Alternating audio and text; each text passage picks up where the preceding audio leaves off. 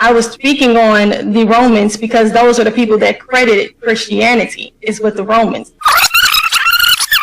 This demeanor and this behavior that a lot of these Hebrews are possessing is not on the levels of Christianity. Like, we can just go through the history of Christianity and we understand that it is a lot worse than just going into churches and having conversations or just having physical altercation. When we think about the history of how Christianity began, we just can go back into the Roman period. How Christianity began?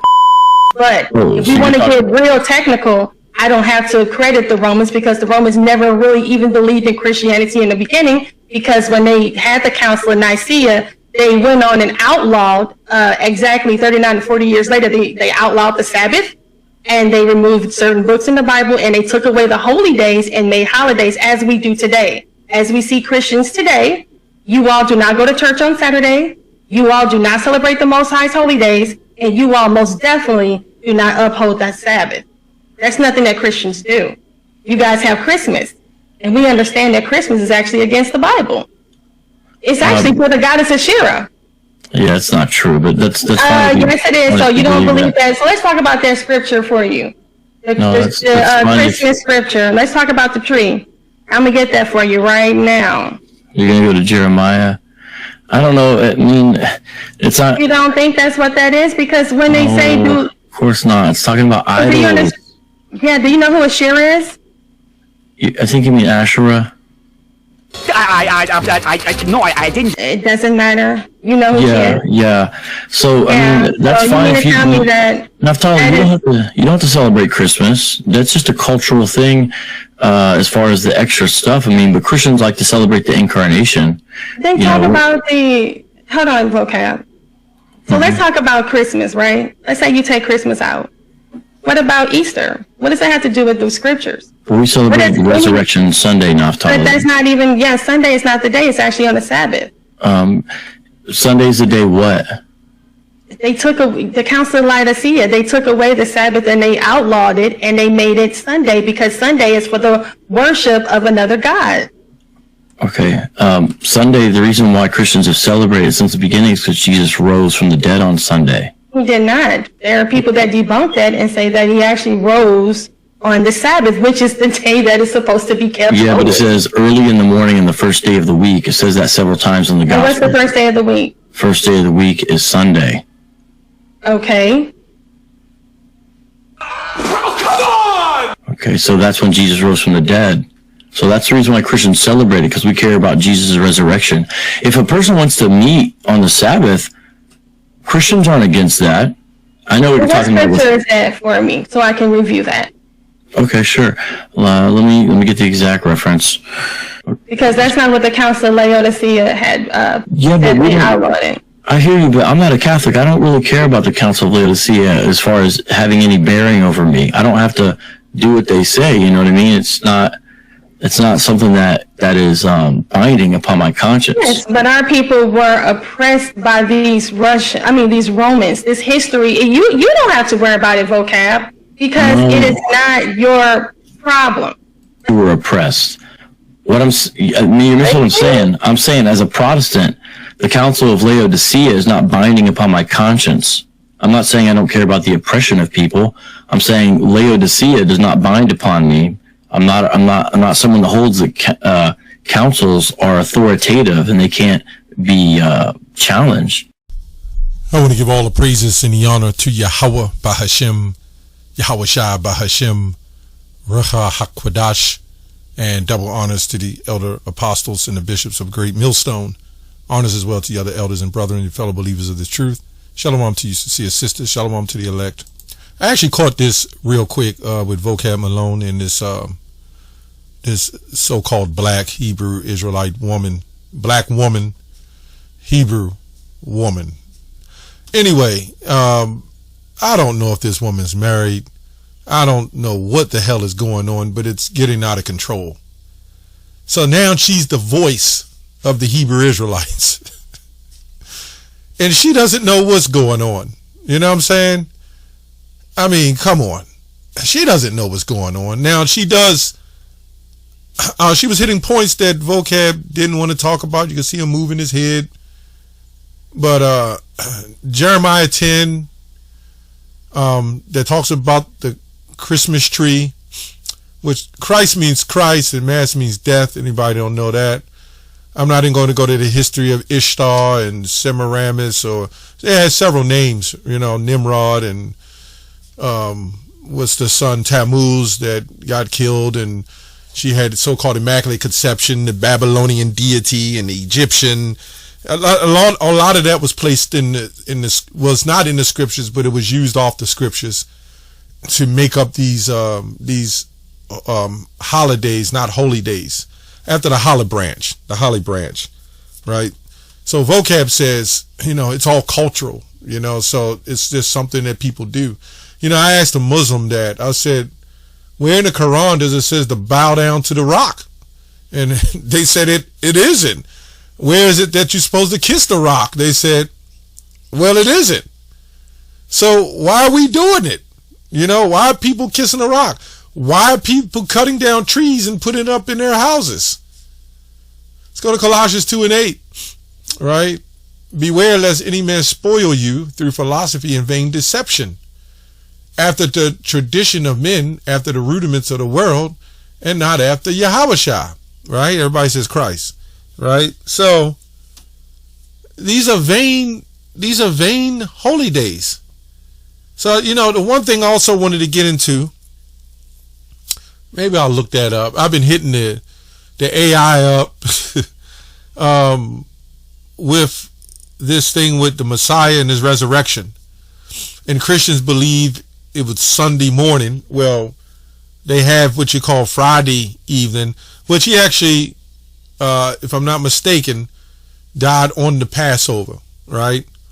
But then you have 3 days after that, and you can't count the day you're in. Try going to work and counting the day that you're in and see what happens with that. So let me look up something real quick, because he said it's on the Sunday. Now, this very thing that she was talking about, she has a zeal, but she couldn't really bring it home, right? She couldn't bring it home.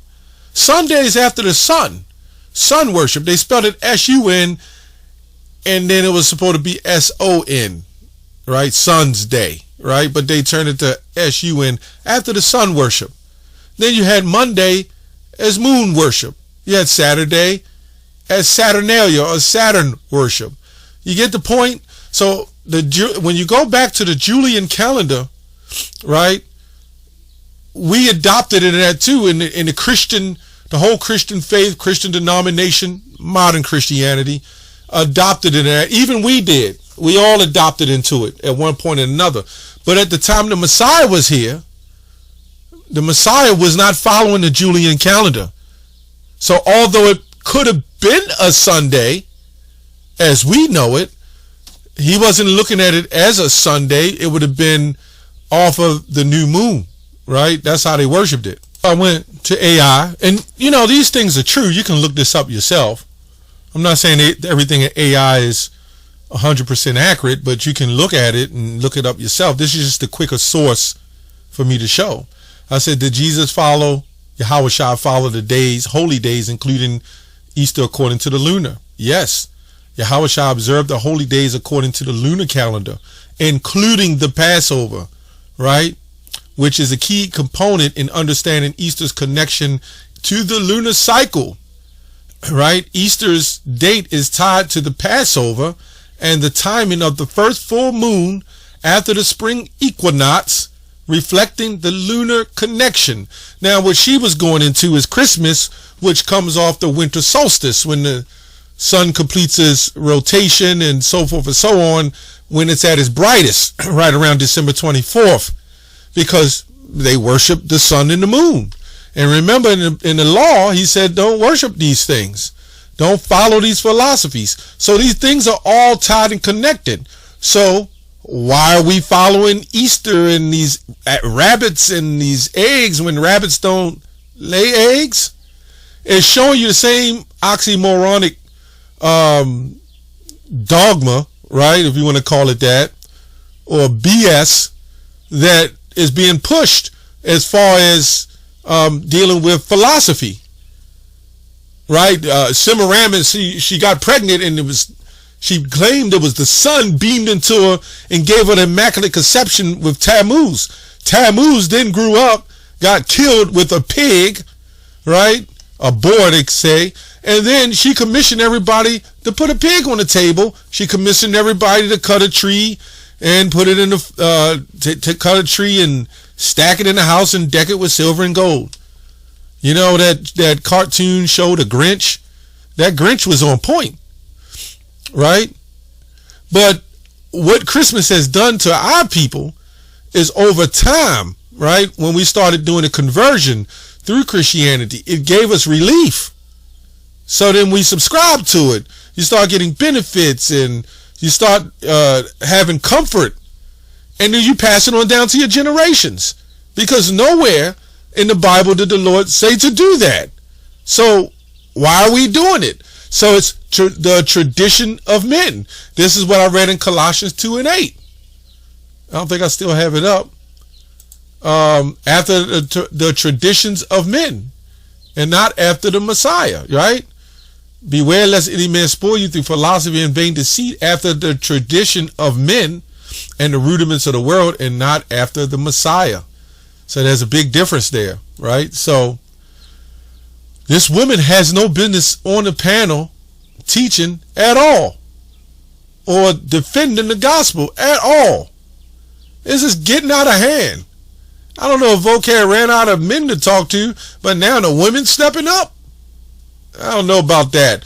These women has done enough and have enough amenities and social status in society that now they need to come into the playing field, whatever you want to call it, on a platform of what we do, and then want to do what we do. What next? Are they going to put on garments? And I think these freak men, right, that subscribe to this, that enjoys this mindset of women dominating them, will be happy to throw a woman with some fringes and some heels on, because they think that erogenous mindset is where it turns them on with lust. She's doing a man job, but she looks feminine. You know, I see these women rappers, they so goddamn masculine, right? And then you got the men that enjoy it. When you want to talk about a people that's destroyed, that's us, right? And when she did go into a point about Christianity, modern Christianity is not the same Christianity according to the scriptures. And I know that guy, Adam Coleman, I had it back and forth with him on a comment board or whatever, and he said, well, no, we find that even over there, they was following Judaism and Christianity back then. Yeah, if that was the case, why did the Jesuits come? Why did those Protestants? You know, the Protestants come out of the word protesters. And a lot of those Christians, we're going to show you something real quick. Let me go here. Let me get this real quick. 1 Timothy 2 and 11. And I'm going to show you something and how we're going to trick the AI up, right? Let the woman learn in silence with all subjection, but I suffer not a woman to teach nor usurp authority over a man, but to be in silence. And it goes on to, for Adam was formed, then Eve. Not to usurp authority over a man, right? 1 Corinthians 14:34. Let your woman keep silence in the churches, for it is not permitted unto them to speak, but they are commanded to be under obedience, as also saith the law. Well, what does the law say? Numbers 27:16. Let the Lord, the God of all spirits, of all flesh, set a man over the congregation. This woman has no business up here trying to teach and trying to defend the truth. She has no business. It's ridiculous. She doesn't even know what the hell she's doing. He said Sunday was the first day of the week, and she just got stuck. It is according to the Julian calendar, which I believe Pope Pius, I forgot his name, instituted that, and back to that, well, you had the Julian calendar, and then you had the other calendar later. I forgot what it was called. The Gregorian calendar, at the Pope Gregory, right? So like a Pope Pius or Pius or whatever his name is, he was responsible for instituting back that Immaculate Conception. But that was an issue going on prior with the certain scriptures like the Johannine Comma was, so forth and so on. I just want to stay on point on this video. It says, "Let the Lord set the spirit of all flesh, and set a man over the congregation." So I guess vocab was talking about the Protestants, which, the Klan, as he likes to say, One West, and what happened with One West, and how it spun off of Frank Cherry and the other man or whatever. It looked like the man on the box of the cover of Uncle Ben's Rice. I don't know who, Frank Cherry and the other guy, William Crowdy, when the Library of Congress had already said who the Hebrew Israelites was before they were even born in the 1800s, early 1800s. I don't know about that, but I just want to touch on this with the Protestants, right? A lot of them had an issue. When you read, they had an issue. They had slaves, by the way, Christians, and they had an issue with blacks, so-called blacks, having the Bible. And then you had the evangelicals, and you had various other Christians who felt it was a good idea to convert these Negroes because they're out of control, right? They're out of control. We can't control them. They're not giving up their God for nothing, right? They're not giving up polygamy. They're not giving up their lunar worship or whatever worship. Remember, the Israelites, when they came and got us, we was all practicing in the different forms of religion, according with Judaism as well. This is why when you see some of the writings, it would look part Hebrew and part something else. You had the woman named, I forgot her name, Radoshi, and she was Bantu and Igbo and Yoruba, various other, and she had Creole, she wrote all these different languages, and they mixed the Hebrew in with those other languages. That's why it looked similar to Hebrew. But the modern day Hebrew, which is also different forms of Hebrew, over there they have different forms of Hebrew alone. Yiddish along with Russian, Poland, France, or whatever else. You see what I'm saying? So even now the Hebrew is multilingual to a degree. But anyway, that's the issue with the thing with the Protestants. And they will say the KKK didn't come out of the Protestants. They will say that. But they broke off from them. That's what they, like everybody tried to say, the One West, and then this group broke off that group, and that broke off that group. The same thing that happened in One West, the break off, the camp splits, is the same thing that happened to the white man in the Protestant Reformation, the church, the Roman Catholic Reformation. And John Calvin, and all of them broke off. And they started their own thing. And Islam came up, rerouted out of it. Joseph Smith, John Smith, the guy William Crowdy that he talks about in the 1800s. This all happened around that time. So all these religions kind of broke off, But then he said, anyway, it says, while the KKK didn't come out of the Protestantism, so a black group who believed the blacks are superior in supremacy, right, did the same thing that the Black Panthers have done. And they came out of that group or followed the institution of that group. You think they wouldn't link that all together? But only white Protestants can get away with that, right? While the KKK didn't come out of Protestantism in the sense being created directly endorsed by a Protestant denomination, which I actually read that they did. There was fallouts because, again, the Christian church had an issue with one another about converting slaves and some that they didn't want to be converted. So it was a fight, as they call, between good and evil, between the white people that wanted the Israelites to be slaves, blacks to be slaves, and the white people who didn't want blacks to be slaves. But they both had an agenda. Convert these Negroes and then give them the slave Bible. Who you think gave us the slave Bible? Yeah. No talks on that. The Protestant discrimination, accurate to say, that the KKK ideology and appeal, particularly in the second iteration, were deeply intertwined with certain types of white Protestant culture and nationalism. Right, and this brings me to the next part. I asked the question, did the Protestants have slaves? Yes. Historically, many Christians were slave owners and engaged in the practice of slavery. So we got to put this together.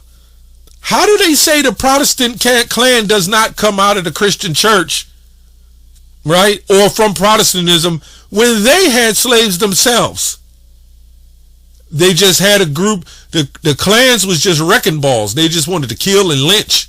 And they would say, no, we need them, convert them, make them better people. Let them know that they're slaves. Let them know that they're Gentiles. Why would you kill all your slaves? Make them work, make them feel dutiful. And that was the mindset. But let them know that we're your master. And we're going to take books out of the Bible to prove that. Yeah, okay. While some Christians were abolitionists, again, when you read about the abolitionists, they had slaves too. That guy, I forgot his name, that was for the HBCU. I can't remember his name, the HBCU. He actually has, what is his name, Frederick something? I can't remember his name. I actually went to look this up a little bit. William Wilberforce. You have here Richard Humphreys. That's who I was looking for. A Quaker, right? I'm not even going to, that's another whole new video with the Quakers and Harriet Tubman and how they used her. And, oh man, it was sick. It was sick. Because they already had underground railroads. But I just wanted to get to that point. You see the point. While some Christians were abolitionists, and Richard Humphrey still had slaves. That was replacement theology. They gave us the HBCU to re-educate us. Why? Because they said we were animals. That's what they said. We were animals. We were wild and crazy. And you see it's the way we're acting in the street now. They make sure they push that agenda. They make sure that we would destroy you so you can be exactly what we said you were.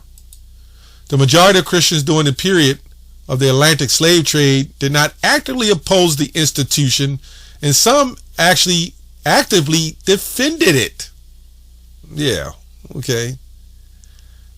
Yeah, they even defended it. So, that's pretty much all I have on that. You know, this woman, she doesn't know any history. She doesn't know what's going on. She doesn't even know about the things that she's speaking on. It just proves that she's just regurgitating things that she heard from some man, some husband. And her husband's probably, if she has one, probably sitting there looking and enjoying himself, getting off. And it makes sense why in Isaiah 13, the Lord said he will make man more precious than fine gold. It's crazy. That's all I have on that. Shalom.